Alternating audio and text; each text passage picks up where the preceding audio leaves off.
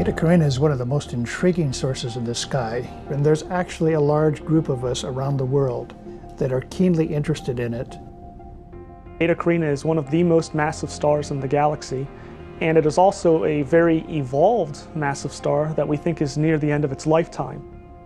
It is believed to be about 90 solar masses, and it was thought to be a single star for the longest time, but it turns out that we know that it is actually a binary system, and there is a second star that we believe to be about 30 solar masses that exists in the system.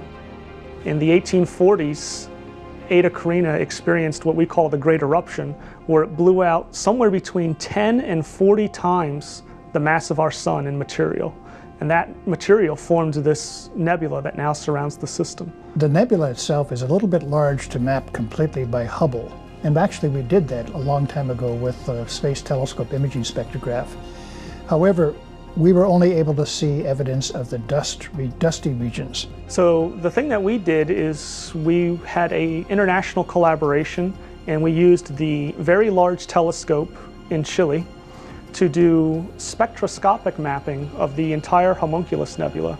And what makes our mapping unique is that previously only about 5 slits had been used to map the entire homunculus, whereas we use closer to 100 slits across the entire length of the nebula to map everything, including very small details.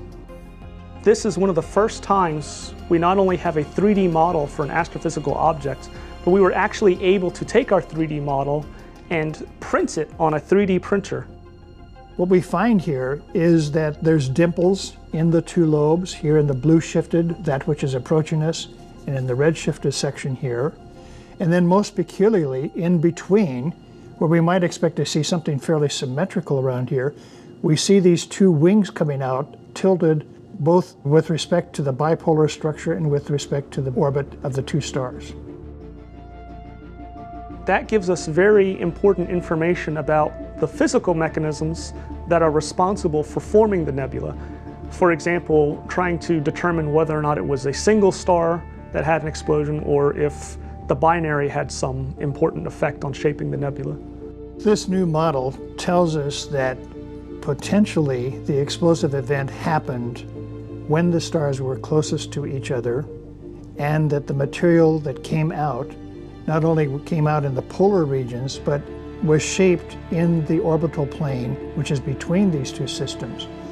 It tells us that the explosion event probably started on one side of the star and then propagated elsewhere.